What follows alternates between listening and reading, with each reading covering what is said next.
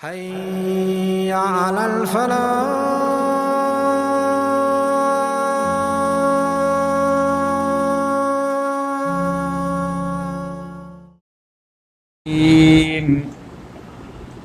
بسم الله الرحمن الرحيم.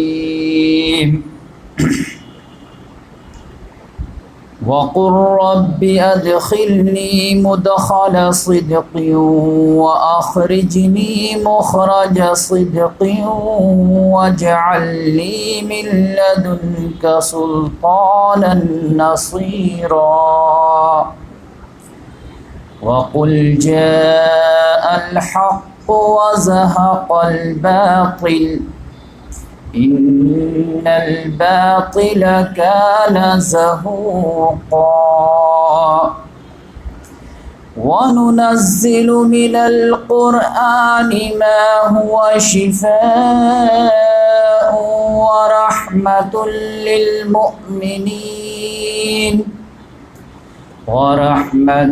للمؤمنين ولا يزيد الظالمين إلا خسارا.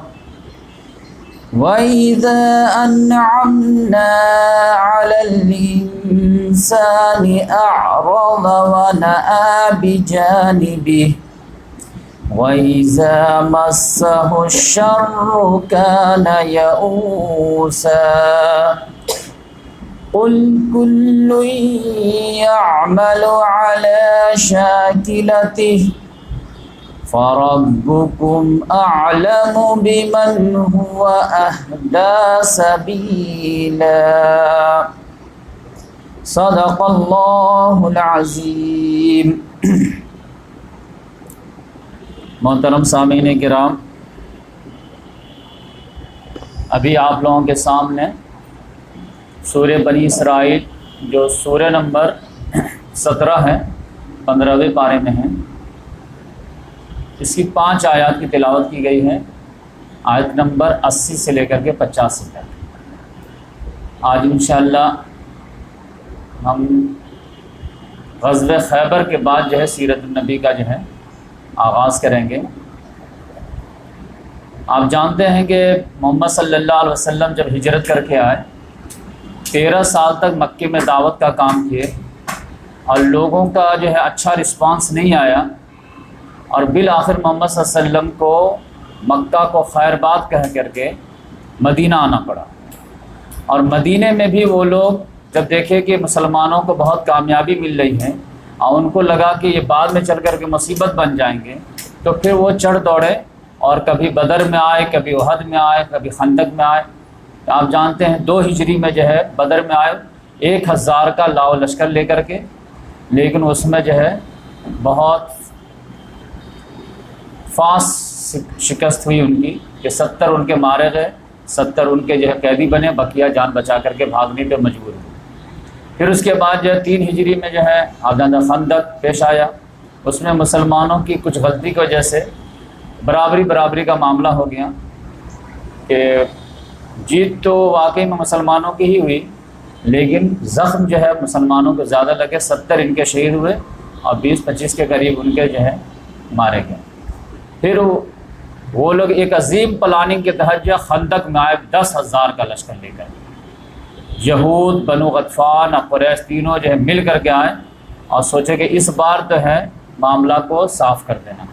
لیکن محمد صلی اللہ علیہ وسلم کسی طرح خندق کھود کر کے ڈیفنس کر لیے، اور مہینہ 2 مہینے کے محاصرے کے باوجود وہ لوگ ناکام و نامراد گئے. اس کے بعد محمد صلی اللہ علیہ وسلم نے کہا ناؤ ٹیبل ہیز ٹرن. آج تک وہ ہم پہ چڑھ دوڑتے تھے اور ہم اپنے آپ کو کسی طرح بچاؤ کرتے تھے، اب سے ہم ان پر جو ہے چڑھائی کریں گے اور ان کو ڈیفنس کرنا پڑے گا. کیونکہ محمد صلی اللہ علیہ وسلم کا ٹارگٹ تھا کہ ایک عارضی ٹارگٹ تھا کہ مکہ کو، خانہ کعبہ کو جو ہے بیت اللہ جو ہے اس کو بتوں کی گندگی سے پاک کرنا، کیونکہ توحید کا مرکز تھا، اس کو بتوں کا اڈا میں تبدیل کر دیا گیا تھا. اور پھر پورے روئے زمین پر اللہ کے دین کو غالب کرنا. تو اس لحاظ سے محمد صلی اللہ علیہ وسلم نے پہلے ہی جو ہے اپنا مشن بتا دیا کہ ہم جو ہے مدینے میں جو آئے ہیں تو کھجوروں کی چھاؤں میں آرام کرنے کے لیے نہیں آئے، مشن کے تحت آئے ہیں اور جیسے جیسے ہمیں طاقت ملے گی تو ہم جو ہے ان پر اٹیک کریں گے۔ تو لہٰذا آپ جانتے ہیں کہ محمد صلی اللہ علیہ وسلم نے ایک خواب دیکھا کہ ہم جو صحابہ کرام کے ساتھ جو ہے طواف کر رہے ہیں، عمرہ کر رہے ہیں، تو محمد صلی اللہ علیہ وسلم نے کہا چلو جس کو چلنا۔ تو 1400 کے قریب لوگوں کو ہمت ہوئی تو وہ لوگ گئے، اور پھر حدیبیہ کے مقام پر ان لوگوں نے روک دیا، اور جس کی وجہ سے جو ہے صلح ہوئی، جس کو صلح حدیبیہ کہتے ہیں۔ پھر اس کے بعد جو ہے آپ جانتے ہیں کہ صلح حدیبیہ کے بعد محمد صلی اللہ علیہ وسلم اپنی دعوت کو اب انٹرنیشنل فیس کا آغاز کیا۔ ابھی تک جزیرہ نما عربی میں جو ہے استحکام مقصد تھے، لیکن صلح حدیبیہ کے بعد جب قریش سے صلح ہو گئے تب محمد صلی اللہ علیہ وسلم بڑے بڑے بادشاہوں کو لیٹر لکھنا شروع کیے۔ اسی کے نتیجے میں غزوہ موتا ہو گیا، جو میں آپ کو تفصیل سے بتا چکا ہوں۔ اب پھر جب صلح حدیبیہ میں قریش سے جو معاملہ صحیح ہو گیا، پھر غزوہ موتا بھی ہو گیا، تو اس کے بعد محمد صلی اللہ علیہ وسلم نے یہود کے بارے میں نوٹس لیے اور خیبر میں اس کی جڑ کاٹ کے رکھی۔ اب یہاں سے جو ہے جب صلح حدیبیہ میں جو 6 ہجری میں صلح ہوئی تھی، تو اس میں تو ایک پہلی شرط یہ تھی کہ 10 سال کے لیے سیز فائر ہوگا، نو وار پیکٹ، کہ ہم لوگ 10 سال کے لیے آپس میں جنگ نہیں کریں گے، اور اس کے بعد دیکھا جائے گا 10 سال کے بعد۔ تو اب اگر فتح مکہ جو ہے فتح ہونے کا کوئی چانس تھا تو وہ 16 ہجری میں تھا، تو یہ 8 ہی ہجری میں کیسے ہو گیا؟ ایک سوال ہے، کیا محمد صلی اللہ علیہ وسلم جو ہے اس صلح کا لحاظ نہیں کیا اور طاقت ملتے ہی اٹیک کر دیے؟ تو بچوں کا یہ سوال جو پریشان کرتا ہے، تو اس کے جو ہے آپ ریزن سمجھ لیجئے، یہیں سے آگے آج ہم بڑھیں گے۔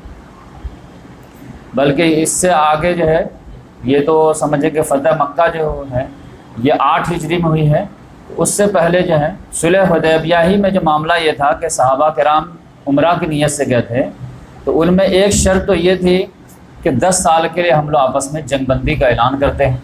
نمبر 2، اس سال آپ کو عمرہ کرنے نہیں دیں گے، آپ کو بنا عمرہ کے واپس جانا ہوگا۔ اور تیسری شرط یہ ہے کہ نیکسٹ ایئر ہم آپ کو آنے کی اجازت دیں گے، لیکن 3 دن کے 3 دن میں آپ عبادت کر کے چلے جائیں گے، اور ہم آپ کے لیے مکہ فری کر دیں گے، خالی کر دیں گے، ہم لوگ کہیں چلے جائیں گے، آپ ایک دم اطمینان سے جو ہے اپنا عبادت کر لیجیے گا۔ اور اسی میں ایک یہ تھا کہ چھوٹے چھوٹے جو قبیلے ہیں عرب کے، تو اس میں ان کو جو ہے آزادی ہوگی کہ وہ جن کے ساتھ چاہیں الائنس بنا لیں اپنا، چاہیں تو مسلمانوں کے ساتھ آ جائیں، چاہیں تو قریش کے ساتھ آئیں، جو جس کے ساتھ آ جائے گا وہ اسی کا جو ہے بندہ مانا جائے گا۔ تو آپ اس کے نتیجے میں جانتے ہیں کہ بنو خزاعہ والے جو تھے یہ مسلمانوں کے ساتھ آئے، اور بنو بکر جو تھے وہ قریش کے ساتھ تھے۔ اتفاق سے بنو خزاعہ بنو بکر میں جو ہے جاہلیت کے زمانے سے جو ہے جنگ چل رہی، دشمنی تھی۔ تو اب یقینی بات ہے کہ خزاعہ والے ادھر آئے تو بنو بکر والے کہ ہم ادھر جاتے ہیں، کہ کوئی بات نہیں۔ تو عمرہ قضا جو ہے جو وعدہ تھا، محمد صلی اللہ علیہ وسلم نے جیسے ذی قعدہ کا چاند نظر آیا یہ 7 ہجری میں، تو محمد صلی اللہ علیہ وسلم نے کہا چلو وعدے کے مطابق۔ تو جو صلح حدیبیہ میں گئے تھے ان کو تو جانا ہی ہے، باقی اور کسی کو جانا ہو تو تیار ہو جائیں۔ تو تقریباً 2000 کے قریب جو ہے لوگ نکلے، اور محمد صلی اللہ علیہ وسلم ہتھیار وغیرہ لے کے نکلے۔ مطلب تلوار تو وہاں کے جو ہے سمجھے کہ جیسے ہم لوگوں کے ہاتھ میں موبائل ویسے ان کے ہاتھ میں تلوار، وہ تو رہنا ہی رہنا۔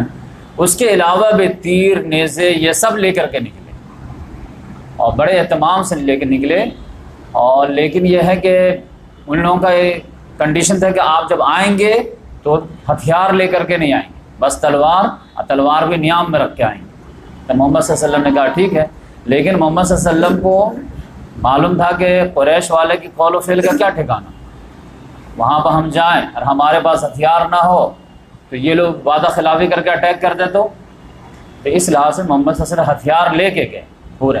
اور مکہ سے سٹا ہوا جو علاقہ تھا وہاں پر 200 صحابہ کرام کو روک دیے اور ہتھیار ان کے پاس رکھ دیے کہ تم لوگ یہیں پہ رہو، ہتھیار کی حفاظت کرو، اگر ادھر سے کوئی بدعہدی ہوئی، ہم لوگ طواف کر رہے ہوں گے، حج کر رہے ہیں، عمرہ کر رہے ہوں گے، تو ہم فوراً جو ہے کال کریں گے اور پھر ہتھیار لے کر کے تم لوگ پہنچ جانا، اور اگر نارمل رہے تو کوئی بات نہیں۔ تو اس طرح سے محمد صلی اللہ علیہ وسلم پہلے اپنا جو ہے حفاظتی بندوبست کر لیے، ایک جگہ مقام پر جو ہے جج مقام تھا اس کے جگہ پر رکھ دیے 200 صحابہ کرام کو، اب بولے کہ جو ہے اگر کوئی اس طرح کا مس ہیپ ہوا تو آپ آ جائیں گے۔ محمد صلی اللہ علیہ وسلم گئے ہیں تو یہ قریش والے جو ہے ایک پہاڑی پہ چڑھ گئے اور مسلمانوں کا تماشا دیکھنے لگے. تقریباً 2000 میں سے 200 ردیت 1800 صحابہ کرام تھے. تو آپس میں جو ہے تسلی دینے کے لیے کہ آپ کیا کریں، یہ تو بڑی انسلٹ کی بات تھی، لیکن پھر بھی تسلی دے رہے تھے کہ دیکھو مسلمان آ رہے ہیں اور یثرب کے بخار نے ان کی کمر توڑ دی، لاغر کر دیا، کچھ نہیں ہے لوگ. اگر وہ تو ٹھیک ہے، ہم لوگ وعدہ کر دیے تھے لاسٹ ایئر، اس لیے ہم تو اعلان کر دیے ہیں، بقیہ اگر جنگ ہو جائے تو ان کی ہم حالت خراب کرتے. دیکھو کتنے لاغر نہیں لوگ. تو محمد صلی اللہ علیہ وسلم کو جب یہ معلوم ہے کہ یہ لوگ اپنے نوجوانوں کی اس طرح سے جو ہے مطمئن کر رہے ہیں، تو محمد صلی اللہ علیہ وسلم نے بھی کہا کہ آپ جب طواف کریں گے نا تو دایاں شولڈر جو ہے کھول کے رکھیں، احرام جو ہے ایسے لپیٹیں تاکہ باڈی دکھے کہ ہاں کیسی باڈی. اور نمبر 2، طواف کریں گے تو کم سے کم 3 چکر میں جو ہے دوڑ کر کے کریں گے نا، جیسے فوجی پریڈ کرتے ہیں نا، سینہ اکڑ کر کے دم قدم پہ قدم مار پھر کر کے، وہ چال جو اللہ تعالیٰ کو پسند نہیں ہے وہ چال چلیں تاکہ ان کو پتہ چلے کہ نہیں ہے ہم لوگ ویک نہیں ہوئے ہیں، جیسے اسٹرانگ تھے ویسے اسٹرانگ. تو جب اس طرح چلے تو وہ ہل گئے تھے. ارے ہم لوگ تو سمجھ رہے تھے کہ بیمار لوگ ہیں، یہ تو صحت مند لوگ ہیں، باڈی بلڈر لوگ ہیں. تو وہ ہاتھ کھولنے کے کر کے جو ہے احرام باندھنے کو جو ہے اضطباق بولتے ہیں، اضطباق. اور جو ہے فوجی اسٹائل میں جو 3 چکر لگانے کو جو ہے وہ رمل بولتے ہیں. اور یہ جو ہے 7 چکر میں اس لیے نہیں بولے کہ اس میں جو ہے تھوڑا پریشانی ہو جاتی، تو خالی شو کرنا تھا طاقت کو کہ ہم جو ہے فٹ ہیں، تو اس لحاظ سے 3 میں سے چلا گیا. تو 3 دن جب گزر گیا تب وہ لوگ علی رضی اللہ تعالیٰ عنہ کے پاس خبر بھیجے کہ اپنے صاحب کو بولو کہ ہو گیا ٹائم کہیے جانے کے لیے.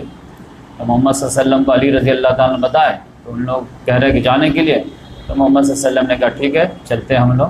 اور پھر جہاں پر ہتھیار رکھے ہوئے تھے وہاں پر آئے، پھر ساتھ میں واپس آئے. تو اس طرح سے اس کو کہتے ہیں عمرۃ القضاء، یعنی جو ہے. اور جو سب صحابہ کرام پوچھ رہے تھے، سب حدیبیہ سے واپس آ رہے تھے، تو سب لوگ پوچھ رہے تھے کہ آپ تو کہتے میں خواب دیکھا ہوں کہ عمرہ کر رہا ہوں، تو واپس جا رہے ہیں، تو بات غلط ہو گئی. تو محمد صلی اللہ علیہ وسلم نے اسی وقت تسلی دیے تھے کہ ہم یہ نہیں بولے تھے کہ اسی سال کر رہے ہیں، بس یہ ہے کہ وہ کینسل نہیں ہے، پوسٹپونڈ ہوا، آگے بڑھ گیا، 1 سال بعد کیے. تو دیکھو 1 سال بعد موقع مل گیا. اس کے بعد جو سمجھے 7 ہجری کا ذی قعدہ کا بعد، اس کے بعد آپ جانتے ہیں کہ فتح مکہ کا جو ہے راستہ کھلا. کیسے کھلا؟ کہ وہ جو صلح حدیبیہ کی جو شرط تھی کہ جو قبیلہ جس کے ساتھ چلا جائے گا وہ اسی کا حصہ مانا جائے گا. تو بنو خزاعہ والے مسلمانوں کے ساتھ، بنو بکر والے قریش والوں کے ساتھ.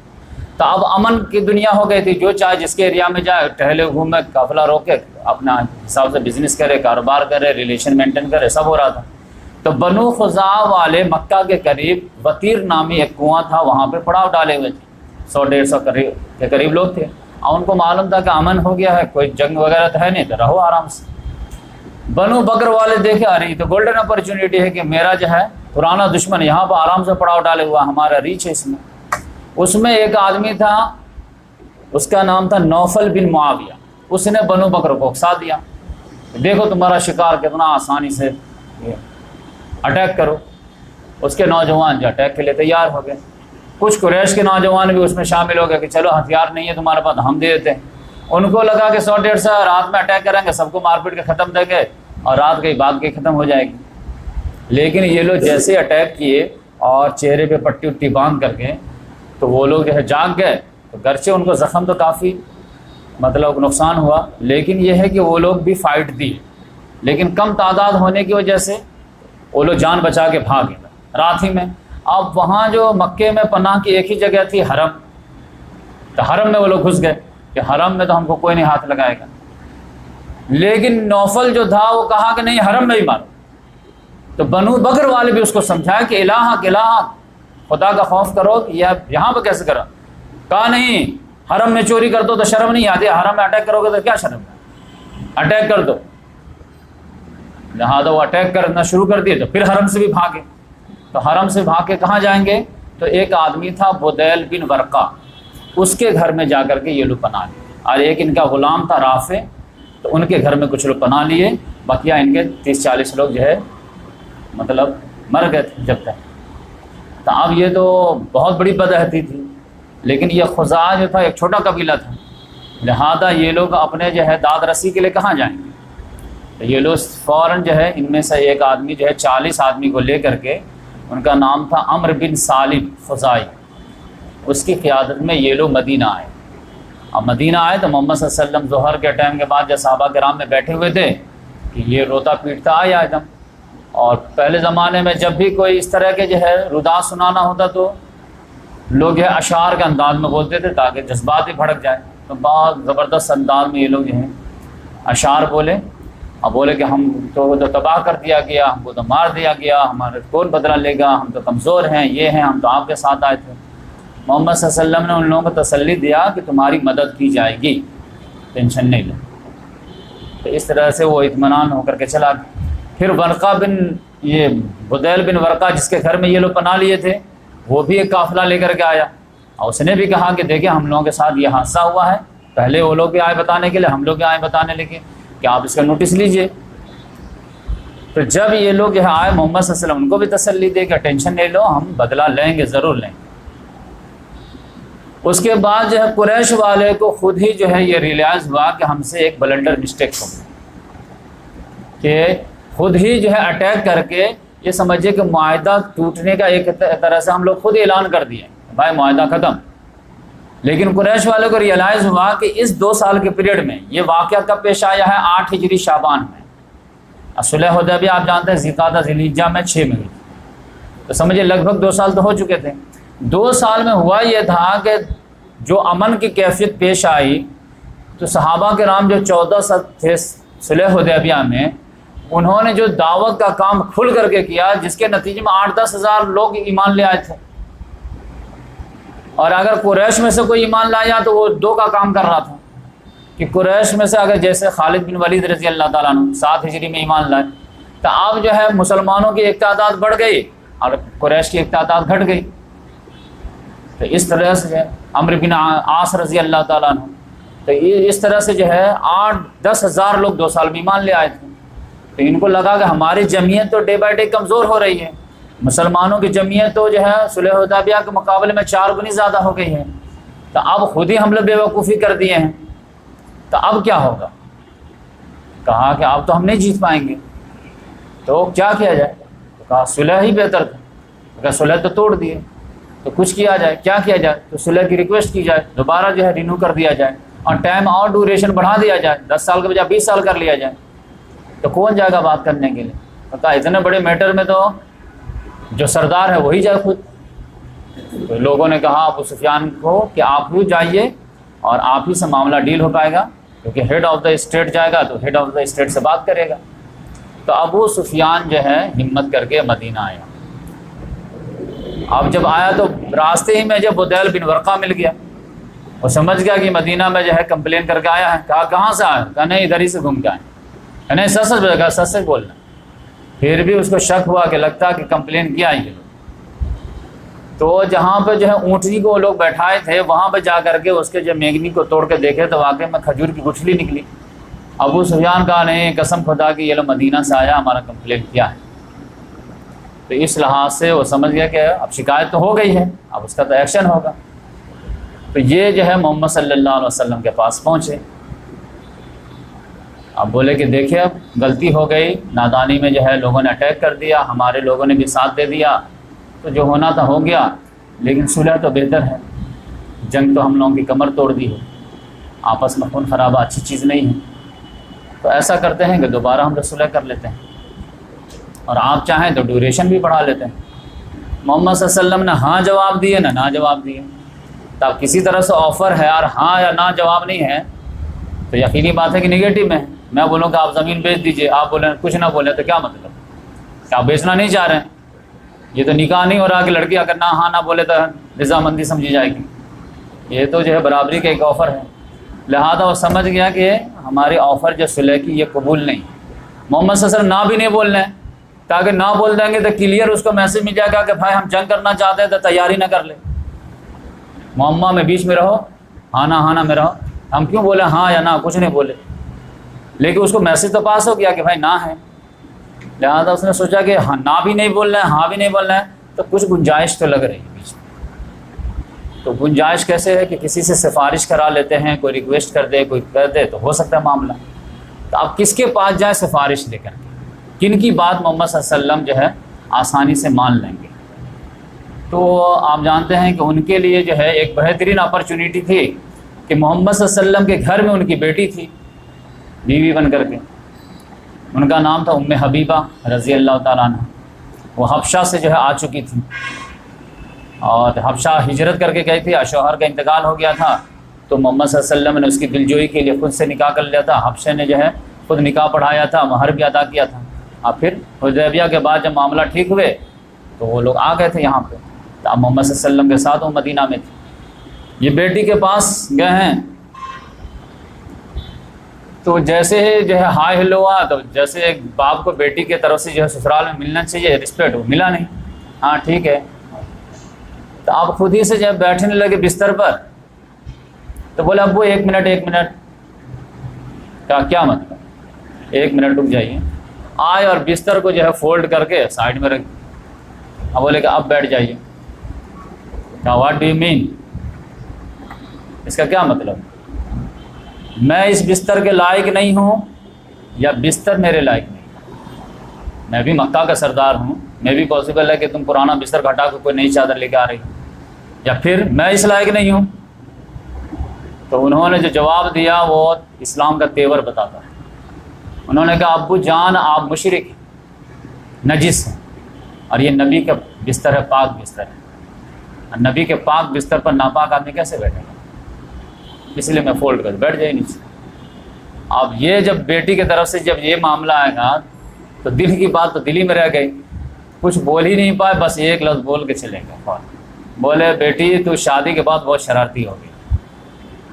اب پھر چلے گئے. تو یہاں پہ تو دیکھو تو بیٹھنے نہیں دے رہے, تو میں ان کے پاس کیا ریکویسٹ کروں, کیونکہ انہوں نے میسج دیا کہ اسلام کی تلوار بڑی ننگی ہوتی ہے. باپ کبھی ریلیشن کا کوئی ویلو نہیں دیتی اسلام کے مقابلے. آپ اسلام کے دشمن ہیں, اسلام کی جڑ کھودتے رہتے ہیں, اور آپ ہم کو باپ بیٹی کا رشتہ نہیں نبھا سکتے. آپ اسلام کو وفادار بن جائیے, ہم آنکھوں پہ پلکوں پہ بیٹھا دیں گے. لیکن اگر آپ اسلام کو مٹانے کی کوشش کریں گے جو ہم کو جان سے زیادہ پیاری ہے, تو پھر سارے ریلیشن سائڈ ہو جائیں. تو اس لحاظ سے جو ہے انہوں نے تیور دکھایا اپنا. پھر ان کو لگا کہ اور کس کے پاس جائیں, تو لگا کہ جو ہے سب سے زیادہ ان کے جو قریبی دوست ہیں وہ ابو بکر صدیق ہیں. بچپن کے دوست ہیں, نبی بننے سے پہلے بھی, نبی بننے کے بعد بھی. اگر وہ بہت زیادہ جو ہے سافٹ بھی ہیں, ان کے پاس اگر جائیں تو ہو سکتا ہے کہ وہ جنگ لائک نہ کرے, تو ریکویسٹ کرتے ہیں, اور دوست کی بات تو مانتا ہے. ابو بکر صدیق رضی اللہ تعالیٰ عنہ سے ریکویسٹ کیے کہ دیکھیں اس طرح کا معاملہ ہو گیا ہے, لیکن ہم لوگ بھی شرمندہ ہے, تھوڑا سا رینی ہو جائیں. انہوں نے کہا بھائی اس معاملے میں کچھ نہیں کر سکتا, کیونکہ ہم لوگ امتی ہیں اور وہ ہمارے رہبر ہیں, تو ہم لوگوں کا کام نہیں ان کو سجیسٹ کرنا, ہم لوگ بس وہ جو بولتے ہیں نا اس کو ہم لوگ فلفل کرتے ہیں. اچھا ان کا تو کوئی مسئلہ نہیں ہے, تو اتنا سافٹ ہیں کہ سافٹ ہی میں سافٹ. تو ان کو لگا کہ کوئی ووکل آدمی ہو جو رسول کے سامنے بول سکے, کم سے کم ریکویسٹ تو رکھ سکے. تو اس کے لیے نظر دوڑائے, تو لگا کہ عمر فاروق ہیں جس کو اگر کوئی بات سمجھ میں آ جاتی ہے تو بول دیتے, اسٹریٹ فارورڈ آدمی. تو ان کے پاس گئے کہ بھائی دیکھو ایسا ایسا معاملہ ہے, تو تھوڑا ریکویسٹ کرتے کیا. انہوں نے کہا او عدو اللہ, اللہ کے دشمن, میں تمہارے لیے ریکویسٹ کروں گا, میں تو کب سے انتظار میں ہوں کہ مجھے موقع ملے تمہاری گردن ماروں. اب مجھے تلوار نہیں ملے گی تو میں تو جو ہے لکڑی سے تم سے جنگ کرنے کے لیے تیار ہوں. تو بس یہ کہ آرڈر نہیں مل رہا, چلو یہاں سے. یار یہ عجیب آدمی ہے. تو پھر ان کے پاس تو بالکل ہی سخت جملہ ملا. پھر اس کے بعد جو ہے سوچے کس کے پاس جائے, کیونکہ اب سردار ہیں اور مکہ جیسے پہنچیں گے تو سارے لوگ گھیر لیں گے, کیا ہوا, تو کچھ تو میسج لے کر کے جائیں, کیا دیں گے لوگوں قوم. لہٰذا دیکھ کون ہے. تو پھر دیکھیں کہ تیسرا نمبر علی رضی اللہ تعالیٰ عنہ ہیں, جن کے کچھ سینگ ہیں محمد صلی اللہ علیہ وسلم کے دربار میں, داماد بھی ہیں, رشتہ دار بھی ہیں. ان کے گھر پہ گئے. اب بڑے اپنے دور کے رشتہ داری کا جو دہائی وغیرہ دیے, اپنی پریشانی بتائے, دیکھو کب سردار لیول کا آدمی ہو, کس طرح در کی ٹھوکریں کھا رہا ہوں, کیا ہمارا ضمانت, کچھ تو کرو ہمارے لیے. کہا دیکھو بھائی ابو سفیان, محمد صلی اللہ علیہ وسلم ایک بات کا عزم کر چکے ہیں اگر ڈیسیزن نہیں ہوئی رہتی نا، اگر کوئی معاملہ نہیں رہتا تو ہم لوگ کچھ بول بھی سکتے تھے، یار ایسا نہ ایسا، تو بات سمجھ میں بھی آتی ہے. لیکن اب وہ ایک ارادہ ظاہر کر چکے ہیں، نہ بولنا جو ہے، تم کو کچھ جواب نہ دینا، وہ ایک عزم ہے نا. اب جب عزم کر چکے ہیں تو ہم لوگ اب کچھ نہیں کر سکتے. تو لہذا آپ جو ہے، ہمارے شاعر شان نہیں کہ ہم زبان کھولیں آپ ایسے عزم کے سامنے. تو وہیں پر جو حضرت فاطمہ بھی بیٹھی ہوئی تھی، حضرت حسن رضی اللہ تعالیٰ، وہ 5 سال کے تھے، اچھل کود کر رہے تھے ماں باپ کے ساتھ. تو اس کو کچھ سمجھ، آپ سمجھے کہ دماغ کتنا آف ہو گیا تھا ان کا، کچھ سمجھ میں نہیں آ رہا تھا. حضرت فاطمہ سے کہتے ہیں کہ بیٹی تم ایسا کر سکتی کیا؟ کہا کیا؟ تو اپنے یہ بیٹے کو جو ہے تھوڑا بولتی کہ یہ جا کر کے جو مسجد نبوی میں جا کے اعلان کر دے کہ ہمارے طرف سے امن ہے دونوں پارٹی میں. اب دیکھیے حضرت فاطمہ کہے کہ آپ کیا بات کر رہے ہیں، اتنے بڑے میٹر میں چھوٹے 5 سال کے بچے کی کوئی ویلیو ہوگی؟ کہا آپ کا بیٹا اگر بول دینا تو سردار ہو جائے گا ہسٹری میں. کہا ٹھیک ہے سردار ہوگا، لیکن اس کی ویلیو کیا رہے گی؟ یہ چھوٹے 5 سال کے بچے کیا جانتے گئے کہ 2 قوموں میں کیا لڑائی ہے، کیا صلح ہے؟ آپ کیا بات کر رہے ہیں؟ کیا نہیں چلے گا؟ کہتے ہیں یہ سونا ہے سردار لیول کی بات، ایسی کا آدمی ایسی بات کر رہے ہیں. تو پھر وہ آدمی اتنا آف تھا کہ علی رضی اللہ عنہ نے کہا کہ کچھ تو کرو یار، کوئی راستہ تو بتاؤ. تو علی رضی اللہ عنہ نے کہا دیکھو ابو سفیان تم تو بہت افسوس ہے، لیکن میرے حساب سے اگر تم کنانا کے سردار ہو تو جاؤ خود ہی سے اعلان کر دو مسجد نبوی میں، بھائی میرے طرف سے جو ہے امن ہے سب لوگ. تو ابو سفیان نے کہا کہ میں اگر اپنے طرف سے خالی اعلان کر دوں تو اس کا کچھ فائدہ ہوگا؟ کہا نہیں کوئی فائدہ نہیں. کہا پھر؟ تو کہا اب تم ضد کر رہو تو میں کیا کروں؟ آپ کوئی مان ہی رہا تو میں تم کو مشورہ دیا. پھر بھی وہ علی رضی بول دیے کہ کچھ فائدہ نہیں ہوگا، وہ بھی سمجھ رہا کچھ فائدہ لیکن کوئی آپشن ہی نہیں ہے. تو جا کر کے خود ہی سے اعلان کر دیا، لوگوں یا معاشر قریش غور سن لو، میرے طرف سے امن کا معاہدہ. محمد سے اشارہ کر دیکھو سائلنٹ، کوئی رسپانس. ادھر کونے میں کہہ رہا، ادھر کونے میں کہہ رہا، کوئی ویلیو نہیں دے رہا. جائیے اپنا بول کر چلا کر آپ اونٹ پہ بیٹھ کر کے روانہ ہوں. مکہ جب پہنچے تو سارے لوگ گھیر لیے. کیا ہوا کیا ہوا کیا ہوا؟ کہا کیا ہوا؟ کچھ نہیں ہوا. کہا کچھ تو ہوا. کہا ہاں بتا. ارے آپ بیٹی کے بارے میں تو چھپا دیا کہ یہ تو بڑی انسلٹ کی بات ہے، تو یہ تو دبا دی. ابو بکر سے میں ملا تو اس کے اندر تو کوئی خیر ہی نہیں ایک دم. پھر اس کے بعد عمر فاروق سے ملا تو وہ اس کو تو بڑی جو ہے غضب کا پایا میں، تو وہ تو عجیب جواب دیا، تو جو دشمن ہی جواب دے سکے. تھوڑا سا ان لوگوں میں سافٹ جو ہے وہ علی کو پایا، تو اس نے ایک مشورہ دیا، اس پہ میں عمل کر کے آیا. کہا کیا مشورہ دیا؟ کہا وہی جا کے اعلان کر دو تمہارے طرف سے. لوگوں نے کہا جب اعلان کیے تو ادھر سے رسپانس کیا ہے؟ کہا رسپانس سائلنٹ، کچھ نہیں. لوگوں نے کہا علی نے تمہارے ساتھ مذاق کیا، بس تیار ہو جاؤ. تب آپ سمجھ لیجئے کہ جو سیرت بتاتے ہیں کہ صلح بہت اچھی چیز ہے، صلح بہت اچھی چیز ہے، جنگ بہت خراب چیز ہے، تو آپ محمد صلی اللہ علیہ وسلم کو مشورہ دیجیے جا کر کے کہ بھائی صلح اچھی چیزیں کر لینا چاہیے تھا آپ. یہ اصل میں ریولوشن کے تقاضے کے تحت صلح جنگ جو ہے اچھی چیز ہوتی ہے. آج کل کے جتنے علماء کرام کو اگر بھیج دیا جاتا ہے نا مشورے کے لیے تو سب جا کے مشورہ دیتے. کسی صحابہ کرام کی ہمت نہیں ہو رہی، لیکن آج کل کے علماء کرام جا کر بولتے نہیں نہیں یا رسول اللہ صلح اچھی چیز ہے، وصل و خیر قرآن میں بھی آیا ہے، صلح کیجیے صلح کیجیے. اتنا پریشر ڈالتے کہ صلح کروائی دیتے. لیکن محمد صلی اللہ علیہ وسلم کے دربار میں ان کی کیا ویلیو؟ محمد صلی اللہ علیہ وسلم کو معلوم تھا کہ ہمیں جو ٹارگٹ دیا گیا ہے وہ کیا ہے. والذی ارسل رسول بالہدی ودین الحق لیظہرہ علی الدین کلہ، تمام ادیان باطلہ پر دین کو غالب کرنا ہے.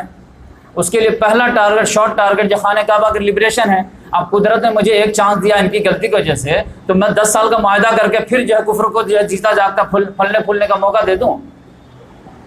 اگر گندگی صاف کرنے کا موقع مل جائے آپ کو تو آپ کیا اس کو جو ہے کل تک ویٹ کریں گے؟ محمد صلی اللہ علیہ وسلم نہیں، گندگی صاف کرنے کے جب مجھے موقع ملا ہے تو کل تو ہو جائے، وہ آج ہی میں چاہوں گا. میں صلح کیوں کروں گا؟ صلح کرنے کا مطلب یہ ہے کہ آپ جو ہے باطل کو پھر پھلنے پھولنے کا جو ہے ری آرگنائز ہونے کا آپ چانس دے رہے ہیں. تو اس لحاظ سے محمد صلی اللہ علیہ وسلم نے کہا نہیں، ہم تو کب سے موقع کی تلاش میں ہیں، قدرت نے تمہاری طرف سے موقع دے دیا. لہذا محمد صلی اللہ علیہ وسلم کے بارے میں آتا ہے کہ یہ جو واقعہ پیش آیا تھا نا، یہ بنو بکر کا بنو خزاعہ پہ اٹیک والا، اب پھر یہ سب جو آئے ہیں کمپلین لے کر کے، پہلے جو ہے عمرو بن سالم لے کر کے آیا ہے، پھر جو بدیل بن ورقہ لے کر کے آیا ہے، تو عمرو بن سالم کے آنے سے 3 دن پہلے ہی محمد صلی اللہ علیہ وسلم حضرت عائشہ کو آرڈر دے چکے تھے کہ بیگ اینڈ بیگیج تیار کرو، سامان تیار کرو اور تھوڑا اچھے سے کرو. تو مار جو ہے اچھے سے جو ہے سامان وامان پیک کر رہے تھے ایک دم. ابو بکر صدیق رضی اللہ تعالیٰ عنہ گھر میں گئے ہیں تو بولے بیٹی بڑی تیاری کر رہی، کہاں جانے کا ارادہ ہے؟ کہا یا رسول اللہ صلی اللہ علیہ وسلم نے بولے ہیں کہ تیاری کرو. کدھر کا ارادہ؟ بتائے نہیں کدھر کا ارادہ. پوچھے کہاں پوچھے لیکن بتائے نہیں. اب یہ گیس کر رہے ہیں کہ اب ادھر تو شک ہی نہیں جا سکتا کہ بھائی ادھر تو 10 سال کے لیے تو صلح ہو چکی ہے. اب وہ کہہ رہے ہیں کہ رومیوں سے بھی جنگ کا جو ہے ٹائم نہیں ہے، ادھر بھی جنگ کا ٹائم نہیں ہے، ادھر بھی جنگ کا ٹائم نہیں، کدھر جا رہے ہیں؟ لیکن بعد میں جب جو ہے یہ عمرو بن سالم آیا ہے، بدیل بن ورقہ آیا ہے، ابو سفیان آیا ہے، تب سارے لوگوں کو پتہ چلا یہ تیاری کدھر کی. اور محمد صلی اللہ علیہ وسلم کو اس جنگ میں 2 چیز اچیو کرنا تھا. ایک ٹارگٹ تھا کہ مکہ کو فتح کرنا ہے، نمبر 1، اور نمبر 2 بلڈ لیس فتح کرنا ہے، خانہ کعبہ کو حرمت کو پامال کیے بغیر. اب اس کے لیے اسٹریٹجی بنانی تھی. اور اللہ تبارک و تعالیٰ نے بھی محمد صلی اللہ علیہ وسلم کو دن کے تھوڑا سا حصہ ہی پرمیشن دیا تھا کہ یہاں پہ آپ خون خرابہ کر سکیں. ڈیفنس کے لیے تو پہلے ہی سے آرڈر ہے کہ اگر حرم میں کوئی کسی کو مارے تو وہ بھی جو ہے ڈیفنس میں کر سکتا ہے. آفینس کے لیے اللہ تعالیٰ نے محمد صلی اللہ علیہ وسلم کو تھوڑا سا ٹائم دیا تھا، دن کا کچھ حصہ، کہ اتنے میں آپ کو گیم نپٹ دینا ہے. یہ نہیں کہ 10 دن 1 مہینہ 2 مہینہ حرم کی حرمت پامال ہو رہے، نہیں. کیونکہ محمد صلی اللہ علیہ وسلم بعد میں جیتنے کے بعد تقریر کی ہے تو اس میں بتائے کہ اس کے بعد کوئی حرم میں لڑائی نہیں کرے گا اور ہمارے ایکٹیویٹیز کو بیس بنا کر کے سنت نہیں قائم کرے گا. اس ہمارے لیے اسپیشل اللہ تعالیٰ نے پرمیشن دیا تھا دن کی کچھ گھڑی. تو اس لحاظ سے اس کو جو پلی لے کر کے ہمیشہ جنگ نہیں کرتے رہنا. یہ خانہ کعبہ کی حرمت قیامت تک کے لیے. محمد صلی اللہ علیہ وسلم کی پوری ٹرائی یہ تھی کہ وہ دین کا حصے میں بھی ہم خون خرابہ نہ کریں، بلڈ لیس وکٹری ہونی چاہیے. اس کی ایک ہی شکل تھی. وہ شکل کیا ہے کہ سامنے والے پر ایسی ہیبت طاری کی جائے کہ وہ لڑنے کی ہمت ہی جواب دے جائے، ہتھیار ڈال دے. لہٰذا وکٹری بھی ہو جائے گی اور اس کے بعد ہم ان کو عام معافی کا اعلان کر دیں گے تو بلڈ لیس وکٹری ہو جائے گی. لیکن قریش تھے، یہود تو نہیں تھے کہ وہ ہتھیار ڈالتے چلے جائیں گے. بنو قینقاع، بنو نذیر، بنو قریظہ، یہ تو قریش تھے، یہ مرنے مارنے والے تھے. یا ابو جہل کو جب گردن کاٹا گیا تو کہا نیچے سے کاٹو تھوڑا سا، تو وہ تو قریش والے تھے، یہ تو ہتھیار نہیں ڈالیں گے. اس کے لیے محمد صلی اللہ علیہ وسلم پورے گیم کو جو سیکرٹ رکھنا چاہ رہے تھے کہ ہم اچانک پوری فوج لے کر کے خانہ کعبہ یہ مکے کے ارد گرد جا کر کے پہنچ جائیں اور ہمارے یہاں سے چلنے کا ان کو انفارمیشن نہیں ملنی چاہیے، ورنہ جانے میں اگر جو ہے 10 دن 15 دن لگیں گے تو اتنے دن وہ تیاری کر لیں گے. پھر آس پاس کے بدو قبیلوں کو بلا لیں گے، وہ تو 4-5 ہزار وہ ہیں ہی. تو اس لحاظ سے پھر بہت سخت فائٹنگ ہو جائے گی، پھر لاشیں گریں گی.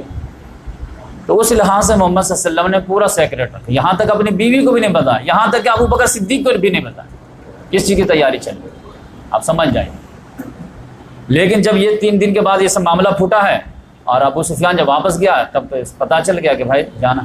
اس میں بھی محمد صلی اللہ علیہ وسلم نے اپنا ایک جو ہے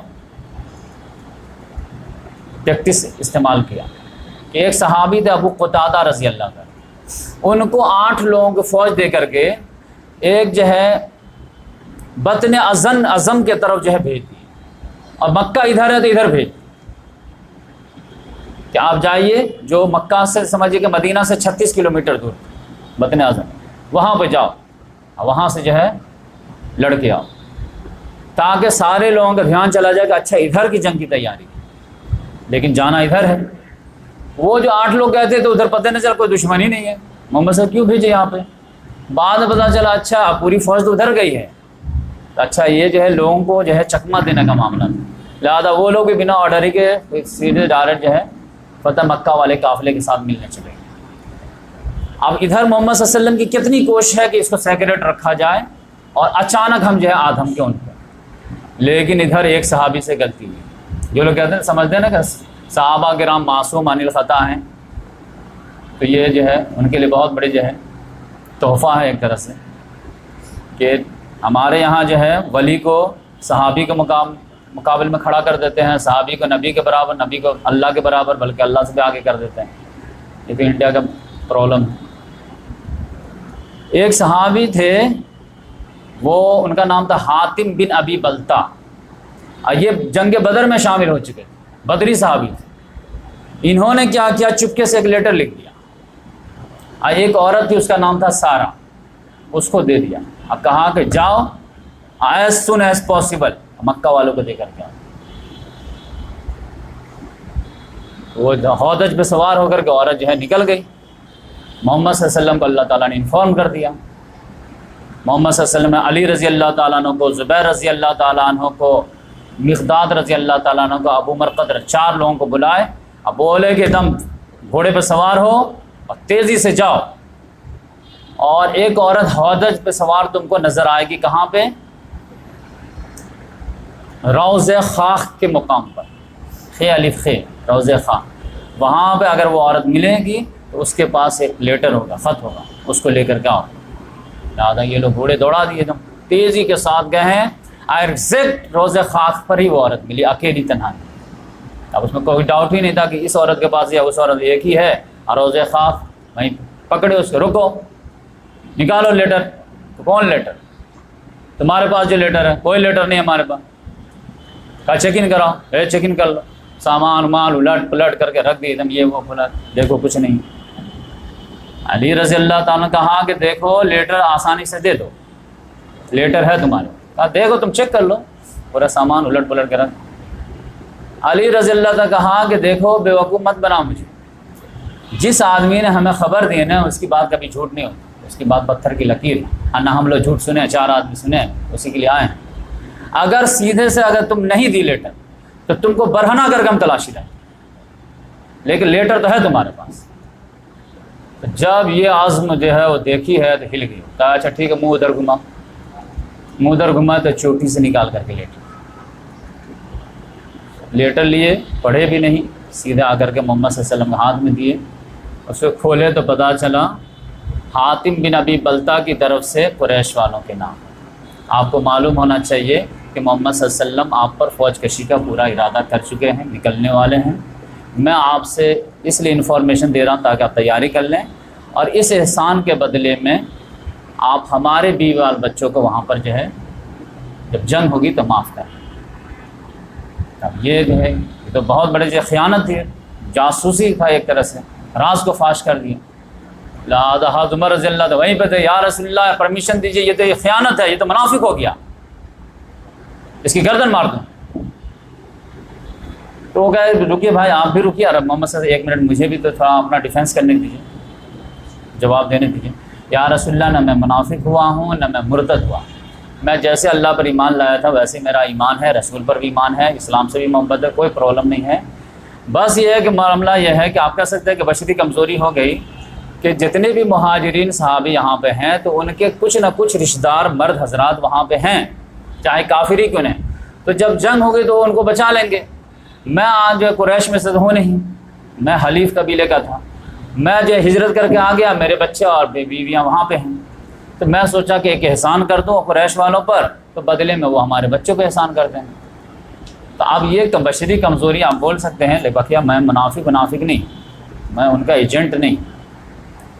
پھر بھی حضرت عمر رضی اللہ تعالیٰ اڑے ہوئے تھے کہ یا رسول اللہ آرڈر دیجیے میں قتل کر دوں اس کو۔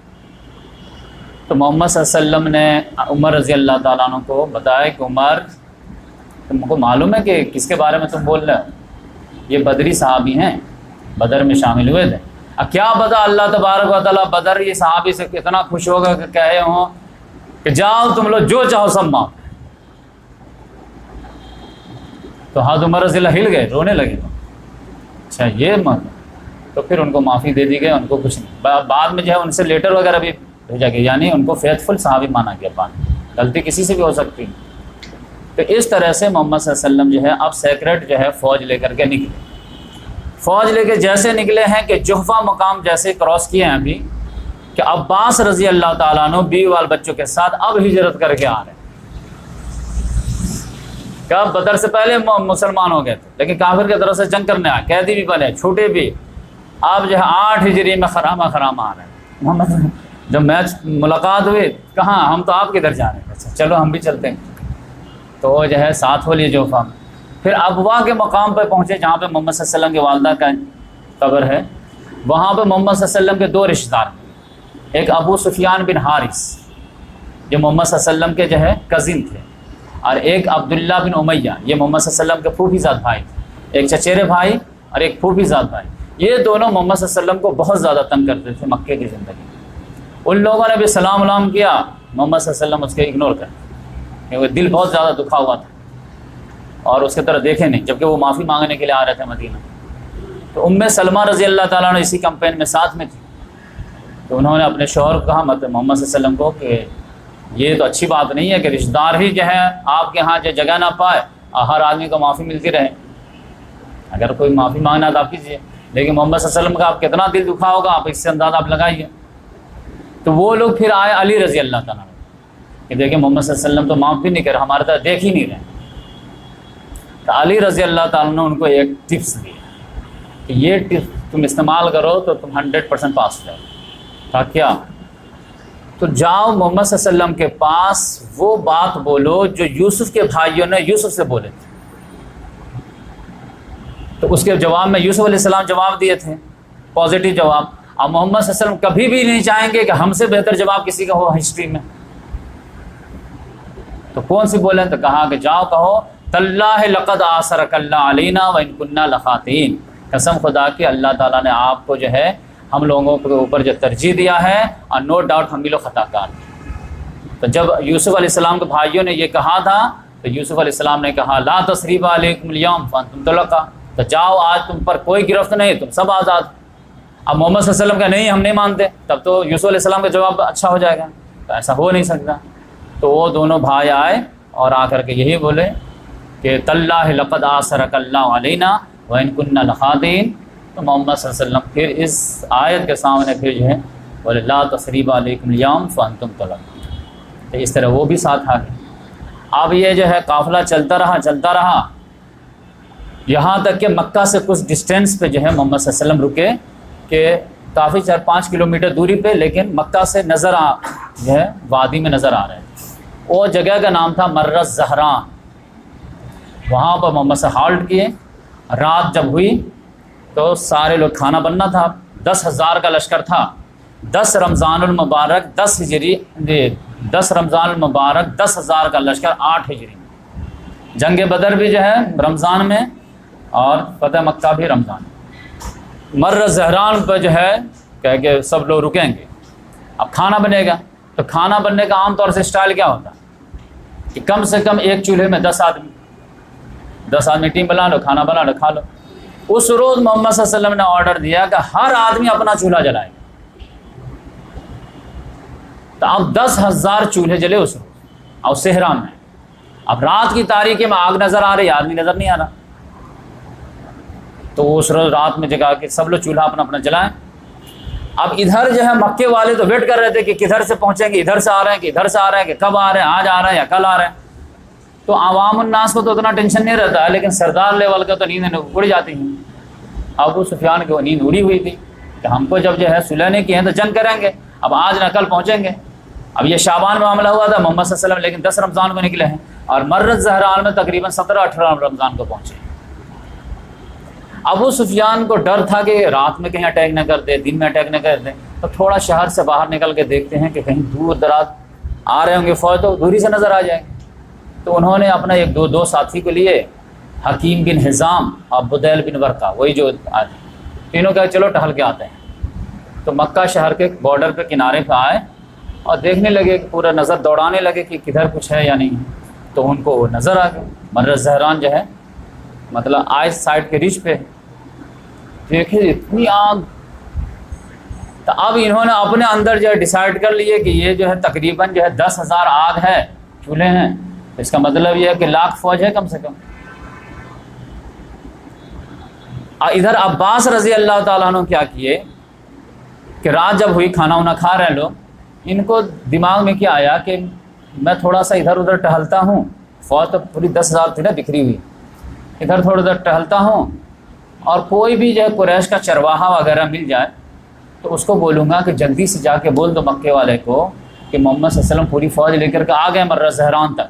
تو اگر کسی کو معافی مانگنا ہے، امن چاہنا ہے، تو جلدی سے آ کر کے معافی مانگ لو، کیونکہ جنگ شروع ہونے سے پہلے معافی مانگ لو، امن دے دیں گے. اب کیا اٹیک کر دیں گے تب تو وہاں پہ معافی مانگو تو کوئی مسئلہ نہیں ہوگا.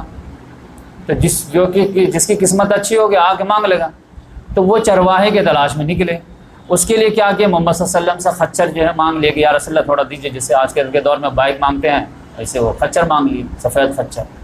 وہ خچر پہ بیٹھ کر کے ادھر ادھر اندھیرے میں تلاش رہے ہیں کہ کوئی جو ہے چرواہا وغیرہ مل جائے تاکہ دے دیں. پتہ چلا کہ جو ہے چرواہا تھا نہیں ملا، لیکن یہ 3 آدمی بات کر رہے تھے آپس میں. اب بعد میں جو ہے بدیل بن ورقہ اور ابو سفیان میں جو ہے آرگومنٹ ہو رہے تھے.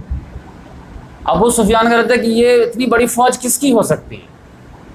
اس کو تو شان و گمان بھی نہیں تھا کہ 10,000 بلکہ وہ تو لاکھ سمجھ رہا تھا کہ لاکھوں کی تعداد میں فوج کہاں سے آ سکتی ہے مسلمان کے پاس. حدیبیہ میں تو 1400 تھے، ہو سکتا ہے 14 دن 2800 ہو گئے ہوں گے 2 سال میں. تو بدیل بن ورقہ کہہ رہا ہے کہ یہ جو ہے نا خزائی قبیلے کا لگتا ہے. کیا خزائی قبیلہ جو اس سے کہیں ذلیل ہے، اتنا کہاں سے اس کو لاکھوں فوج کہاں سے ہو سکتی ہے. کہ نہیں میرے حساب سے تو خزائی کا قبیلہ ہے. ابو سفیان نے کہا بات ختم کر، خزائی کا تو ہو ہی نہیں سکتا. تو یہ جو دونوں آپس میں آرگو کر رہے تھے، رات کا سناٹا تھا، آواز جو ہے تیز تھی. اتنے ہی میں عباس رضی وہاں سے گزرے، اور عباس رضی اللہ تعالیٰ ابو سفیان میں بچپن کی دوستی تھی، ایک دوسرے کی آواز پہچانتے تھے.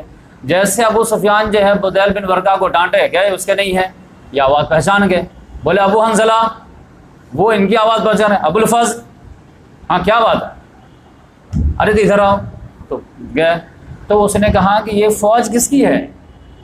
کہا تمہاری مت ماری گئی، تم کو معلوم نہیں ہے، یہ محمد صلی اللہ علیہ وسلم کی فوج ہے، تمہاری بوٹی بوٹی کرنے آئے ہیں. تو اب کیا ہوگا، اتنی بڑی فوج.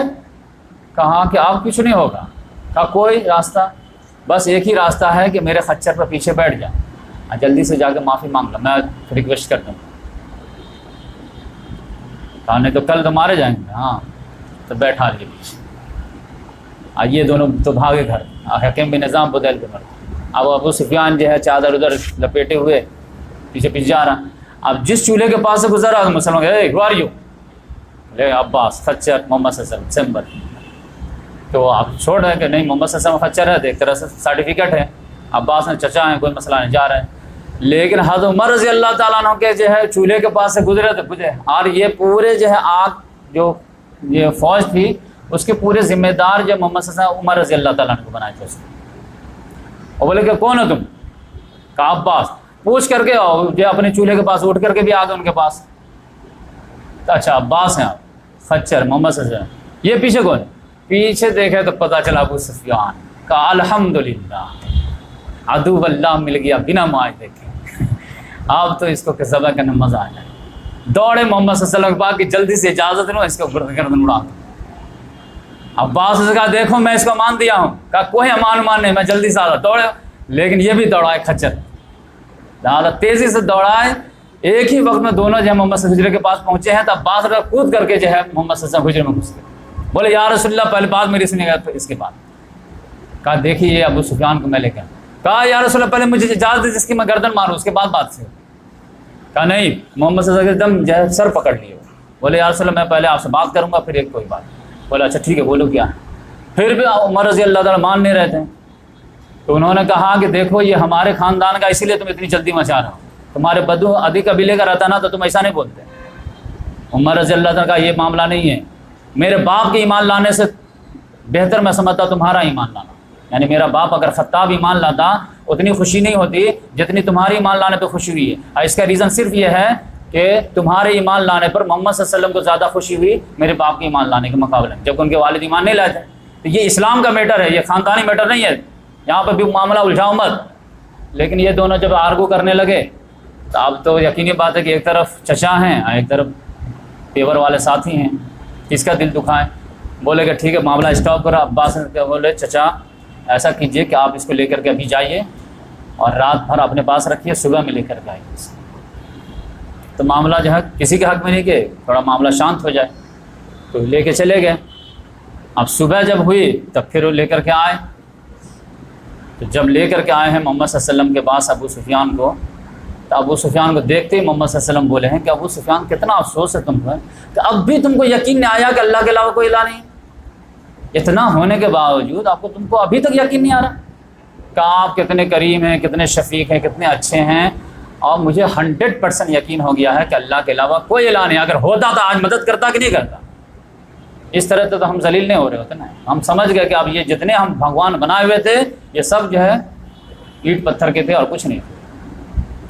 تو پھر محمد صلی اللہ علیہ وسلم کا کیا اب بھی وقت نہیں آیا کہ تم کو یہ یقین ہو جائے کہ میں اللہ کا رسول ہوں؟ تو بولا آپ کتنے اچھے ہیں، کتنے کریم ہیں، کتنے شفیق ہیں، لیکن اس معاملے میں کچھ شک ہے. عباس رضی اللہ عنہ غصہ آیا، کہا کہ زیادہ ناٹک بند کر، آپ کلمہ پڑھنے تو گردن مار دیں گے، بچائے ہوا ہوں کسی طرح میں. مار شک ہے، یہ ہے وہ، کلمہ پڑھ جلدی سے. تب بولا اشہد اللہ الہ الا اللہ واشہد ان محمد رسول اللہ. چلو اسی طرح گولی گئی اندر. تب اس طرح جان بچی. پھر محمد صلی اللہ علیہ وسلم کوچ کا آرڈر دیے کہ فوج جائے گی آگے. فوج جائے گی آگے تو عباس رضی اللہ عنہ پھر سائڈ میں بولا ہے محمد صلی اللہ علیہ وسلم کہ دیکھیے چچا ایسا کیجئے کہ ابو سفیان، بلکہ جو ہے جب کلمہ پڑھانا تو عباس رضی اللہ تعالیٰ عنہ نے جو ہے کہا کہ بھتیجے ایسا ہے کہ ابو سفیان جو ہے تھوڑا عزت پسند آدمی، سردار ہے نا، تو کچھ آفر دے دیجئے اس کو تاکہ خوش ہو جائے. تو محمد صلی اللہ علیہ وسلم نے کہا ٹھیک ہے، کل جب جنگ ہوگی نا تو جو ابو سفیان کے گھر میں چاہے چھپ جائے اس کو امان ہے، اور جو اپنے گھر میں اندر سے کلی لگا لے تو اس کو بھی امان ہے، اور جو حرم میں داخل ہو جائے اس کو بھی امان ہے. تو تھوڑا سا دیے تو اور مسکرائے، چلو سرداری ہماری ہے، کچھ لحاظ تو ہے. پھر محمد صلی اللہ علیہ وسلم نے چچا کو سائڈ میں لے کے بولے کہ دیکھیے یہ جب کل ہماری آج جو فوج نکلے گی نا تو یہ ابو سفیان کو تھوڑا آگے لے جائیے آپ، اور جہاں پر پہاڑی کی کھائی ہو نا اور کچھ فوج تھوڑے تھوڑے کر کے نکلنے کا راستہ ہو تو اس کے منڈھیر پر اس کو کھڑا رکھیے بعد میں پھنسا کر کے، اور اس کو ہماری ایک ایک فوج کا گزرنا دکھائیے. قبیلے وائز جو ہے 40-50 ایک قبیلہ دوسرا قبیلہ، ہر قبیلوں کے جھنڈا دے دیے تھے محمد صلی اللہ علیہ وسلم. جیسے انڈیا میں بھی آپ جانتے ہیں مراٹھا ریجیمنٹ، یہ ریجیمنٹ، سکھ ریجیمنٹ، تو اس کو جو ہے آرگنائز کرنے میں آسانی رہتی ہے. تو اس کو رکھیے اور ہر فوج اس کے آنکھوں کے سامنے سے گزرے تاکہ اس کی ہر بار میں جو ہے ہمت جو ہے تھوڑا دیر جواب دیتی چلی جائے. عباس رضی اللہ تعالیٰ نے ایسے کہ چلو دوست گھوم کے آتے ہیں. جب جو ہے تب کھائے والا راستہ ملا وہاں پہ روک دیے، رکو تو تھوڑا دیکھتے ہیں. اب محمد صلی اللہ علیہ وسلم کی فوج جو ہے مرہ زہران سے آگے موو شروع کی. تو اب کوئی بھی قبیلہ آ رہا ہے 40-50 آدمی ہے، اس میں ایک جھنڈا ہے. تو ابو سفیان پوچھتا ہے کہ یہ کون سا قبیلہ بھائی؟ تو آپ ایگزامپل کے طور پر کہتے ہیں کہ بنو سلیم ہے. تو بولتے کہ یہ بنو سلیم ہے. تو بولتا اچھا بنو سلیم سے مجھے کیا مطلب، آگے جاؤ. پھر دوسرا قبیلہ آتا. اب اس نے یہ بولتا ہے عباس یہ کون سا قبیلہ ہے؟ تو یہ مزینہ قبیلہ ہے. چلو مزینہ سے ہم کو کیا مطلب، جانے دو. اس طرح سے ایک ایک قبیلہ گزرتا جاتا، وہ پوچھتا جاتا، یہی جواب دیتے، وہ رسپانس میں وہی جواب. یہاں تک کہ ایک ایسا لشکر سامنے آیا جس میں آدمی کم نظر آ رہے تھے، تلواریں زیادہ نظر آ رہی تھیں، لوہے کی باڑ نظر آ رہی تھی. یہ کون سا لوہے کی باڑ والے قبیلہ ہے، اس سے کون آج ٹکرا پائے گا؟ تو کہا کہ اس کے بیچ میں دیکھو کیا ہے.